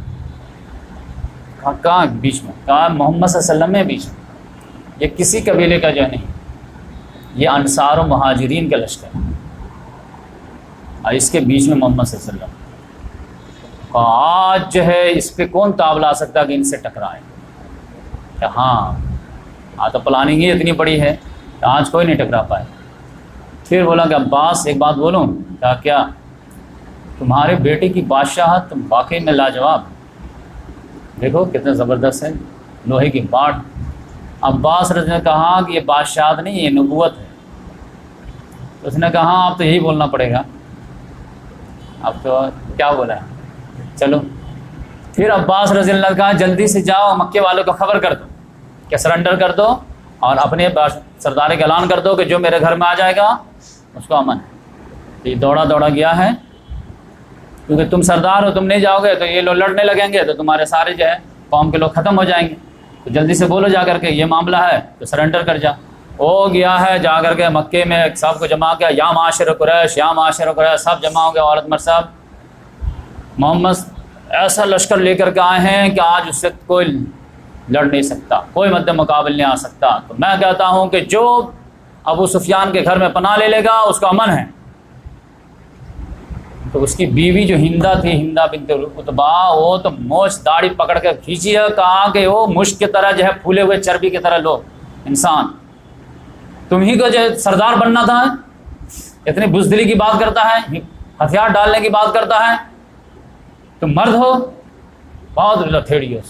لیکن ابو سفیان نے کہا کہ تمہاری مت نہ ماری جائے، اس عورت کے چکر میں مت آنا تم لوگ، یہ برباد کر دے گی تم کو۔ آج میں دیکھ کر کے آیا ہوں فوجوں کی کیا کیفیت ہے، تو بھلا اس میں ہے کہ سرنڈر کر جائے۔ تو لوگوں نے کہا کہ تمہاری مت ماری گئی ہے، تمہارے گھر میں کتنے لوگ آ پائیں گے؟ یہ کہہ رہے ہو کہ جو ابو سفیان کے گھر میں آ جائے گا اس کو امن ہے؟ کہا نہیں، جو اپنے گھر میں بھی اندر سے کلی لگا لے اس کو بھی امن ہے، یعنی دوسرا آدمی دوسرے گھر میں جائے گا تو نہیں امن ہے، اپنے گھر میں رہے، ورنہ جو ہے ایک ہی گھر میں 50 آدمی آ جائے پلاننگ بنا لیں، اپنے گھر میں اندر سے کلی لگا لیں گے امن ہے، باقی مسجد نبی میں یہاں مسجد حرام میں آ جائے وہاں امن ہے۔ سارے لوگ جو ہے زیادہ تر لوگ پریفر کیے مسجد حرام میں آ کر کے امن ہے۔ پھر محمد صلی اللہ علیہ وسلم جب جو ہے اور وادی طوا کے پاس آئے ہیں، جب بالکل اب مکے کی انٹری ہونے والی ہے مرہ زہران سے نکل کر کے، تو پھر آپ جو ہے فوج کو ری آرگنائز کیا اور 4 حصوں میں ڈیوائڈ کیا، میمنہ، میسرہ اور پیادہ فوج اور گھوڑ سوار فوج۔ تو رائٹ ہینڈ میں جو ہے محمد صلی اللہ علیہ وسلم نے خالد بن ولید کو جھنڈا دیے اور ان کی قیادت میں 5-10 قبیلہ دے کر کے بولے کہ آپ بالائی حصے سے آ کر کے صفا مروہ پہ جا کر کے آپ ہالٹ کریں گے، میرا انتظار کریں گے، اور راستے میں جو آئے کاٹ دیجیے اس کو، نو لاو لگتا ہے۔ ادھر جو ہے لیفٹ میں جو ہے حضرت زبیر رضی اللہ عنہ بولے کہ آپ نیچے کے حصے سے آپ جو ہے چڑھائی کیجیے اور مقام جیہون پہ جا کر کے آپ مجھ سے ملاقات کریں۔ اب پیادہ فوج کے لیے ابو عبیدہ بن جراح کو بولے کہ آپ پیدل فوج کی آپ قیادت کریں، اور پھر میں جو لوہے کے باڑ والی فوج جا رہی ہے انصار مہاجرین کے، اس میں آ رہا ہوں۔ لیکن یہاں سے جو ہے جب محمد صلی اللہ علیہ وسلم انٹری لیے ہیں تو وہ تو دیکھنے والے منظر، لیکن محمد صلی اللہ علیہ وسلم یہاں پر اتنا زیادہ اہتمام کیے کہ لوگوں کو نظر کیوں نہیں آ رہے تھے، جو میں بتایا کہ ابو سفیان کو بھی نظر نہیں آ رہا تھا کہ دیکھو کہاں ہے، کس کی فوج ہے، کیونکہ محمد صلی اللہ علیہ وسلم اپنے چہرے کو بالکل جھکائے ہوئے تھے اور اونٹ کے کجاوے سے اٹیچ کر دیے تھے، کیونکہ یہاں پر جو ہے غرور کا، گھمنڈ کا، ایروگینٹ کا جو ہے ایک اندر سے جو ہے اٹیک ہو سکتا ہے، اور پھر مکے والوں سے جو ہے اگر آئی کانٹیکٹ ہو تو ان کو شرمندگی ہو سکتی ہے، کہ جن کو ہم لوگ دوڑا دوڑا کر کے جو بھگائے تھے آج دیکھیے ہمارے سامنے کیسے یہ داخل ہو رہا ہے، تو کہیں ان کو شرمندگی نہ ہو جائے۔ تو محمد صلی اللہ علیہ وسلم چہرہ کو جو ہے چھپائے ہوئے تھے، بلکہ ان کی داڑھی جو ہے اونٹ کے کجاوے سے ٹچ ہو رہی ہے اور کسی کو دکھ ہی نہیں رہا تھا محمد صلی اللہ علیہ وسلم کی طرف۔ تو اس طرح سے جو ہے چاروں فوج جب چاروں پوائنٹ پر آئی ہے، پھر محمد نے اشارہ کیے ہیں، سب لوگ حرم میں داخل ہوئے۔ پھر حرم میں سب لوگ ہتھیار رکھ ہی دیے تھے، محمد صلی اللہ علیہ وسلم ڈائریکٹ گئے ہیں، پہلے حجر اسود کو بوسہ دیے ہیں، پھر اس کے بعد طواف کیے ہیں۔ اب احرام تو باندھے نہیں تھے، لہٰذا صحیح نہیں کر سکتے تھے، خالی طواف کر لیے، اور اس کے بعد جو ہے بولے کہ چابی کہاں اس کی، تو عثمان بن طلحہ کے پاس تھی، تو اسے چابی لیے ہیں، خانہ کعبہ کو کھلوائے ہیں، خانہ کعبہ کے اندر گئے ہیں تو وہاں پہ 2 رکعت نماز پڑھے ہیں، وہاں پہ دیکھے ہیں ابراہیم علیہ السلام اور اسماعیل علیہ السلام کی جو تصویر بنی ہوئی ہے، اور ان کے ہاتھ میں فال کا تیر دیے ہوئے ہیں۔ کیا دیکھو کتنے بدبختی ہے ان لوگوں کو کہ یہ باپ بیٹے تک کبھی فال کے تیر پہ وشواس ہی نہیں کیا، کیسے تم لوگ جو ہے تصویر بنا کر کے جو ہے پرچار کیے ہوئے، تو سارے تصویر وغیرہ کو مٹائے ہیں، خانہ کعبہ کے ہر ایک کونے میں جو ہے اللہ اکبر، نعرے تکبیر وغیرہ جو ہے حمد و ثنا کیے ہیں، پھر وہاں سے نکلے ہیں، اور طواف کے درمیان ہی محمد صلی اللہ علیہ وسلم جو ہے گھوم کر کے تقریباً چھت کے اوپر، چھت کے اندر، باہر، یہ سب ملا کر کے 360 بت رکھے ہوئے پورے ایریا میں۔ محمد صلی اللہ علیہ وسلم گھومتے جاتے تھے، طواف بھی کر رہے ہیں، گھومتے بھی جا رہے ہیں، اور جو ہے تیر کا جو کمان تھا اس سے جو ہے آنکھیں منہ گراتے جا رہے ہیں، اور ایک آیت جو پڑھتے تھے جو میں پڑھا ہوں کہ جاء الحق وزهق الباطل ان الباطل کان زهوقا، جاء الحق وزهق الباطل، جاء الحق وزهق الباطل، ایسے گراتے گئے جیسے محمد جو 4 گرا ہے صحابہ کرام ٹوٹ پڑے 10 منٹ میں سب گرا ورا کے رکھ دی. تو یہی آیت پڑھ رہے تھے جال حق وزاق الباطل ان الباطل کان زہوقا. حق آ گیا باطل گیا. اب دیکھیں حق ابھی آیا ہے, حق تو جو ہے 20 سال پہلے آیا تھا, لیکن پریکٹیکل حق اب آیا نا. خدا کا گھر ہے اس میں مورتی پوجا ہو رہی تو حق کہاں سے آ گیا؟ قرآن میں آ گیا جو ہے چور کا ہاتھ کاٹ دو, چور کا ہاتھ نہیں کاٹا جا رہا تھا, حق کہاں آیا؟ حق تو اس وقت مانا جائے گا نا جب پریکٹیکل ہوگا تب نا. آپ کو ہم رکھ لیا, سیلری دے ہی نہیں رہا, پڑھانے دے ہی نہیں رہا, تو ہم رکھ لیا. اب بھائی ہم کو پڑھانے دو گے, مہینہ لگنے پہ سیلری دو گے تب تو ہم کو ٹیچر رکھے نا, نہیں رکھے نا آپ کو. ایسے کچھ تھوڑے نہ ہوتا, کوئی بھی کام پریکٹیکل ہوتا تو مانا جاتا ہے. تو اب محمد سے کہہ رہے تھے جال حق وزاق الباطل. اب حق آیا باطل گیا, حق آیا باطل گیا ہی نہیں. لائٹ جلی اور اندھیرا گیا ہی نہیں. اگر لائٹ اچھی ہے, کیسے اچھی ہے لائٹ جلی تو پھر اندھیرا کو جانا چاہیے نا.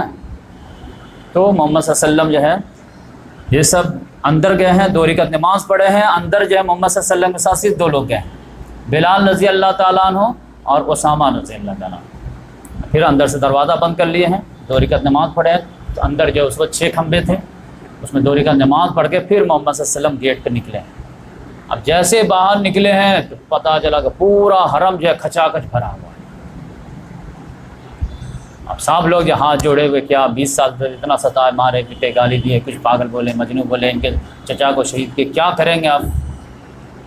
اب سب لوگ جو ہیں تو محمد صلی اللہ علیہ وسلم جو ہے اللہ تعالیٰ کے حمد بیان کیے, تسبیح بیان کیے, سب کچھ کرنے کے بعد بولے تم لوگوں کا کیا خیال ہے, میں تمہارے ساتھ کیا کرنے والا ہوں؟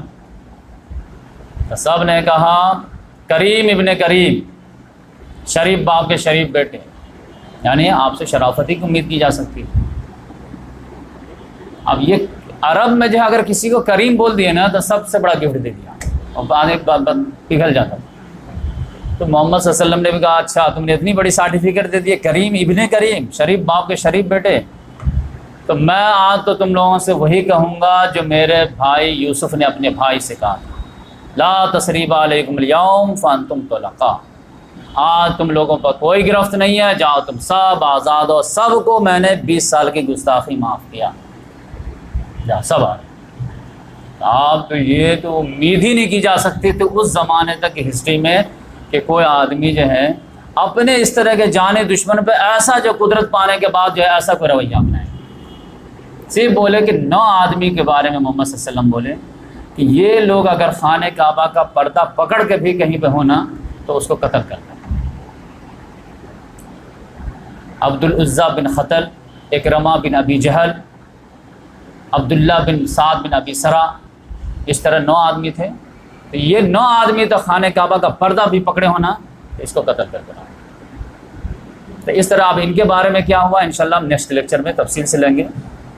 وہ آپ کو ہم بتائیں گے کہ 9 کے بارے میں کیا ہوا, کہ ان کا معافی ہوا نہیں ہوا, کیونکہ تھوڑا اس میں اچھی اسٹوری وغیرہ بھی ہے. اکرمہ بن ابی جہل رضی اللہ عنہ کیسے ایمان لائے جبکہ اتنا بڑا جو ہے اسٹیٹمنٹ پاس ہو گیا تھا. اس کے بعد محمد صلی اللہ علیہ وسلم سمجھیے کہ یہ صبح کی بات تھی تو 10-11 بجے ام ہانی رضی اللہ تعالیٰ عنہ کے یہاں گئے, جو علی رضی اللہ تعالیٰ عنہ کی بہن تھی, ابو طالب کی بیٹی تھی. تو محمد صلی اللہ علیہ وسلم مطلب کزن ہو گئی, تو اس لحاظ سے ان کے گھر پہ گئے, کیونکہ کئی دنوں کا سفر تھا تو فریش ہونا تھا, غسل کرنا تھا. تو ان کے گھر پہ گئے ہیں تو وہاں الگ ایک مسئلہ تھا, وہ سسرال میں تھی, اپنے 2 دیور کو پناہ دی ہوئی تھی. علی رضی اللہ تعالیٰ عنہ کو قتل کرنا چاہ رہے تھے. اب وہ کوئی بڑی گستاخی کر دیا ہوگا. اب یہ کہہ رہے کہ نہیں ہم پناہ دے دیا تھا, ہماری پناہ کے بھی کچھ لحاظ کرو. کہا نہیں یہ الگ دشمن ہے, اس کو ہم نہیں ماریں گے. محمد صلی اللہ علیہ وسلم تو نہیں پہنچ گئے. کہ کیا بات ہے بھائی بہن میں کیا میٹر؟ کہا دیکھیے میں دونوں دیور کو پناہ دینا چاہ رہے ہیں, یہ مان ہی نہیں رہے. محمد صلی اللہ علیہ وسلم نے کہا ام ہانی نے جس کو پناہ دے دیا اس کو پناہ. علی رضی اللہ عنہ سائلنٹ ہو گئے. پھر وہاں گیا, محمد صلی اللہ علیہ وسلم غسل کیے ہیں, فریش ہوئے ہیں اور 8 رکعت نماز پڑھے. اب چاشت کا وقت تھا تو لوگوں نے سمجھا کہ چاشت کی نماز پڑھے ہیں. اب بہت سارے لوگوں نے کہا کہ یہ شکرانے کی نماز, فتح مکہ ہوا تو اس کی شکرانے کی نماز. تو نماز پڑھنے کے بعد جو ہے پھر مکہ میں آئے, یہ خانہ کعبہ میں, اور ظہر کا ٹائم ہو گیا. ظہر کا ٹائم ہوا تو محمد صلی اللہ علیہ وسلم نے بلال رضی اللہ تعالیٰ عنہ کہا کہ خانہ کعبہ پہ چڑھ کے اذان, خانہ کعبہ پہ چڑھ کر کے اعلان اللہ اکبر اللہ کو اذان دیے ہیں تو وہ منظر دیکھنے والا تھا. وہ اذان نہیں تھا، اسلام کے غلبے کا اعلان تھا. اللہ اکبر کا میننگ آپ سمجھ میں آیا ہوگا. اللہ سب سے بڑا ہے مطلب کیا؟ اللہ سب سے بڑا ہے اور جو حکم بولے اس کو سائڈ کر. سود حرام ہے، اللہ اکبر، آپ لیتے رہو. چور کا ہاتھ کاٹ دو، اللہ اکبر، چور کو جیل میں ڈالو، ہاتھ مت ڈالو. یہ اللہ اکبر ہے کیا؟ بڑا کون ہوتا ہے؟ جس کی چلتی ہے. زمین میں اس کی چل ہی نہیں رہے، تم کہہ رہو اللہ اکبر، خانہ کعبہ سے بولتے رہو. جس کی چلے گی وہی بڑا پریکٹیکل. تو اللہ تعالیٰ چاہتا ہے ان الحکم الا للہ، حکم نہیں چلے گا مگر اللہ کا چلے گا. اس کو کہتے ہیں توحید. زبان سے کہہ بھی دیا لا الہ تو کیا حاصل؟ دل و نگاہ مسلمان ہے کچھ بھی نہیں. یہ خواہ مخواہ کی باتیں ہیں کہ یہ عقیدہ وقیدہ ہے. پریکٹیکل میں بتاؤ کہ کس کو مانتے ہو. منہ سے کہہ دیا لا الہ الا اللہ، سجدہ بت کے سامنے کر دیتا، عقیدہ کام آئے گا؟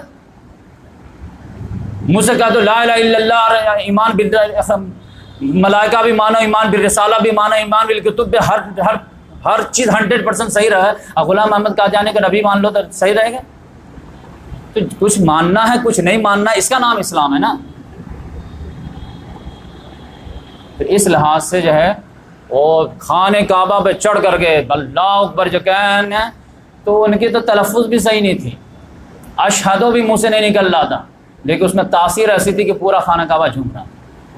اشہد اللہ الہ الا اللہ بولتے تھے، کیونکہ حبشہ کہتے ہیں زبان موٹی تھی، لیکن اس کی جو تاثیر تھی وہی لوگ محسوس کی. اس میں آپ جانتے کہ یہ اذان دے رہے تھے تو ابو سفیان اور ایک دوسرا ان کا ساتھی تھا اتاب بن اسید، اور ایک تیسرے تھے حارث بن ہشام. یہ تینوں خانہ کعبہ حرم میں بیٹھے ہوئے تھے.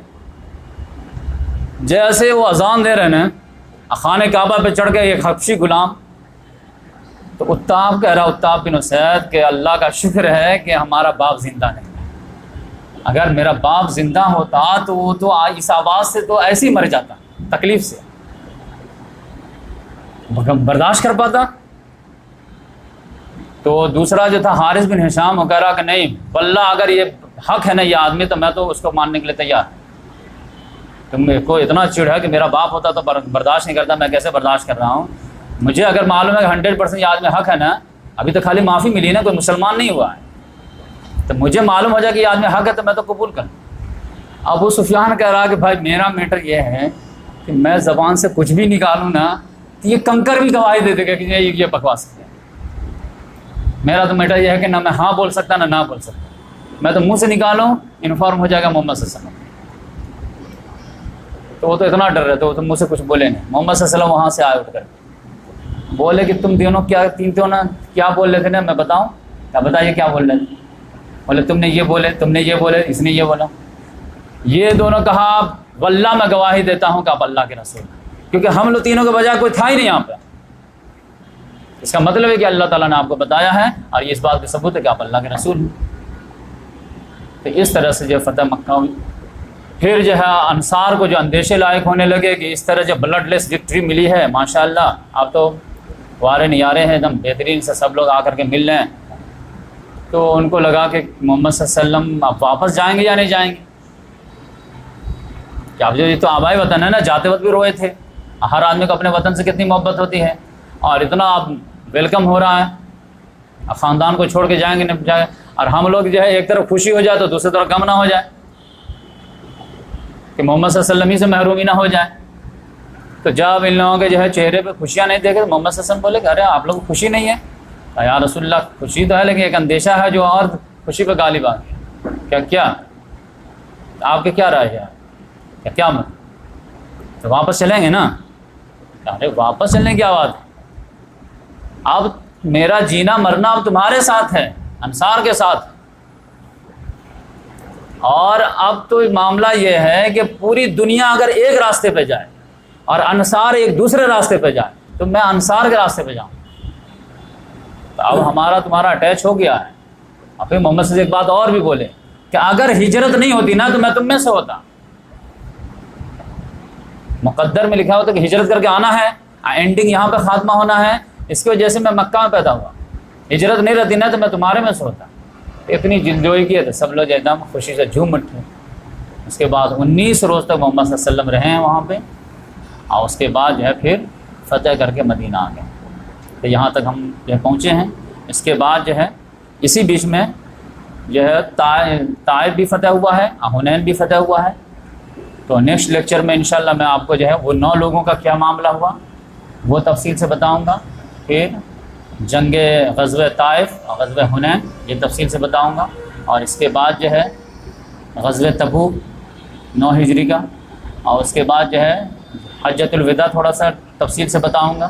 اور اس کے بعد محمد صلی اللہ علیہ وسلم کے وفات کا جو ہے کم سے کم لاسٹ کے جو 10 ڈیز ہیں وہ ایک دم اسٹیپ بائی اسٹیپ، 9واں دن کیا ہوا، 8واں دن کیا ہوا، 7واں دن کیا ہوا، 6واں دن، 5واں دن، 4تھا دن، تیسرا دن، دوسرا دن، لاسٹ دن میں مومنٹ وغیرہ، کیفیت، پھر تجہیز و تکفین وغیرہ، پھر اچانک جب ابو بکر صدیق رضی اللہ تعالیٰ عنہ کی خلافت کیسے چنیں گے، یہ سارے انشاءاللہ ڈیٹیل بتائیں گے.